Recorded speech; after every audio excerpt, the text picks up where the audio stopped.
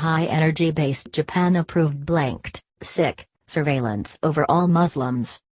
So reads the celebratory title of a Reddit post linking to an old news article about Japan's highest court approving surveillance of Muslims. The post is from the Donald community on Reddit, the major online gathering place for U.S. President Donald Trump's supporters. For them, it is a welcoming, high-energy subculture dense with memes, conspiracy theories, alternative news sources, and celebration of Trump's intellect and leadership, a never-ending online Trump rally. I have been lurking in the community since the time when a Trump presidency was no more than a wacky thought experiment, but for the uninitiated, Christine Lagorio-Chafkin from the New York Times provides a great introduction. Since Prime Minister Shinzo Abe's visits to the United States, I have been struck by the community's admiration for Japan and belief in Trump's widespread popularity there. Abe and Trump's bromance was warmly received by the Donald community, where it was celebrated with posts such as 70% of Japanese approved of PM Shinzo Abe's Trump visit. Winning. Indeed, the community has found many reasons to admire Japan. A 2015 Fox News headline, "Japan Not Taking in Refugees, Says It Must Look After Its Citizens First" was posted several times in February, with numerous other discussion threads praising Japan's strict immigration policy. Back in December, a post sharing a piece by the far-right news site Infowars, analyzing how Japan's policies are a model for resisting Islamic terrorism, was one of the most popular topics in the community. In one of the highest-rated comments, user Bottomlines explains his admiration for Japan. Even this aside, Japan is a nice example of a country which prioritized itself, third largest economy in the world. One of the highest living standards. One of the safest countries. And they have a very close-knit, friendly, and mostly well-functioning society. We are all using Japanese products, which are designed, created and made in Japan using their own brains and manufacturing. So many enormous companies are Japanese. They don't thrust themselves headfirst into every foreign endeavor. They are fiercely defensive of their culture, and unaccepting of people coming in and trying to change it. If you go there, you'd better learn their language and follow their customs. I might even say they are a bit too insular, but I honestly admire their balls for absolutely refusing to buy into the globalism open borders bullshit. This admiration for Japanese society also complicates the characterization of the Donald community as a racist, misogynistic, homophobic hub for white supremacists. In fact, the community is frustrated by such accusations and frequently celebrates black, LGBT, and female Trump supporters.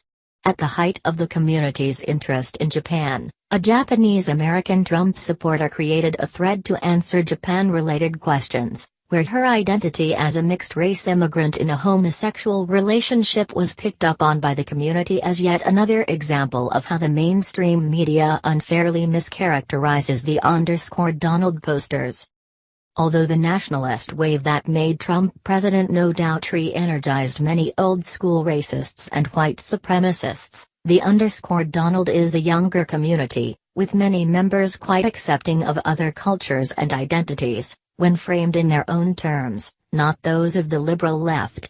They are not simple xenophobes, but hold that all nations, the US, Japan, and Mexico alike, have a right to protect their people and culture without a carte blanche obligation to accept outside people and values.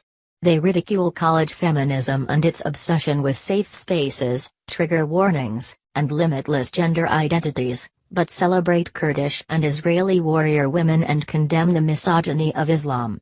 Many describe themselves as having previously been uncritical of mainstream liberal values, until they were red-pilled, a metaphor from the movie The Matrix to describe waking up to the truth.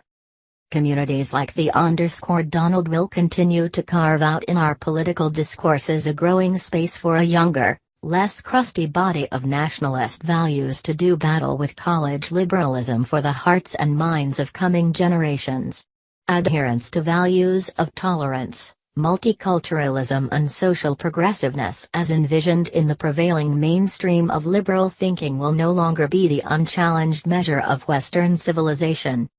This new contested space will suit Japan well. Ever since Meiji Japan sought to join the club of European empires, Japan has been playing catch-up with the values of developed Western nations that set the standard for what civilized society should look like. In Japan, ideas such as internationalization or women's empowerment often feel like they are being introduced top-down and from the outside, without being driven locally by powerful social movements or vigorous public discussion.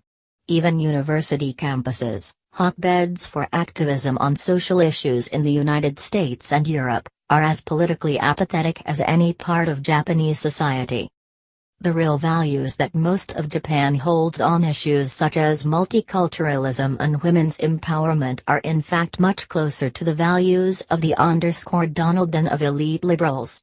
Although poor performance in gender equality rankings is embarrassing, Japan's pursuit of women's empowerment is a pragmatic response to an aging and shrinking population and is accompanied by little critical discussion on the nature or politics of gender identities, much less any feminist anger at a volume we are used to in the West. Meanwhile, various aspects of internationalization in Japan often feel like a layer of surface gimmicks, precariously built on an underlying anxiety about protecting a Japanese culture and society often reluctant or unable to substantially engage with foreign cultures. Ready as Japan may be to attract international talent in the specific form of university-educated white people, it would much prefer to build robots than throw open its doors to workers from countries elsewhere in Asia or, more unlikely still, refugees from the Middle East. Should the millennial nationalism represented by the _Donald eventually make its way to mainstream legitimacy in Western societies, it could set the scene for Japan to assert a less awkward, international identity that is unashamed, perhaps even celebratory, of its cultural and social homogeneity and lack of multiculturalism. There may be a tipping point where Japan's defensive approach to globalization and reluctance to open its arms to multiculturalism will be held as a model for how a civilized developed nation might position itself in the Trump era. For members of the _Donald, Japan is already such a model.